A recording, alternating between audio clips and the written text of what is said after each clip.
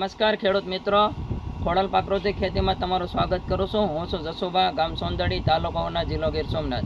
ખેડૂત મિત્રો, આપણે અવારનવાર આમ તો પ્રાકૃતિક ખેતીની વાતો કરતા રહેલા છે અને પ્રાકૃતિક ખેતી વિશે અવારનવાર માહિતી પણ આપીએ છીએ.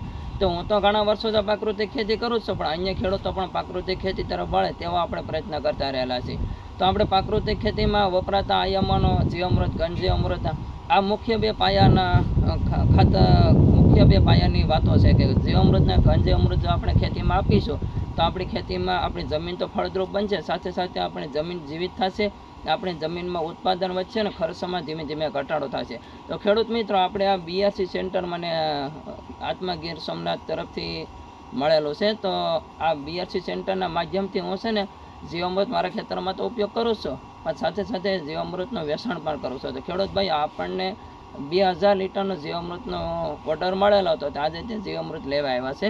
તો જીવામૃત હું તમને બતાવું છું ખેડૂત ભાઈઓ કે આમાં છે ને 1000 લીટર જીવામૃત ભરેલું છે.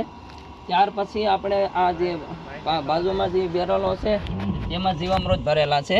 આ બધા બેરલો જીવામૃતના ભરેલા છે. તો આ જીવામૃત છે ને આપણે આજે લેવા આવ્યા છે, તો જીવામૃત આજે આપણે આપીએ છીએ. તો આપણે અહીં બતાવીશું કે આ છે ને આપણી પાસે પંપના માધ્યમથી આપણે જીવામૃત આપણે આપીએ છીએ. જો આ ઉપર પણ તમે જોઈ શકો છો કે આવી રીતે આ જીવામૃત છે ને તે જાય છે. કે આ ખેડૂત ભાઈઓ, આ જીવામૃત આપણે વેચાણ કરેલું છે. તો તમે પણ કોઈને જો જીવામૃતની જરૂર હોય તો તે મને ઓર્ડર આપે તો આપણે જીવામૃત બનાવી આપીશું. ખેડૂત ભાઈઓ, આજે એટલું જ, બસ.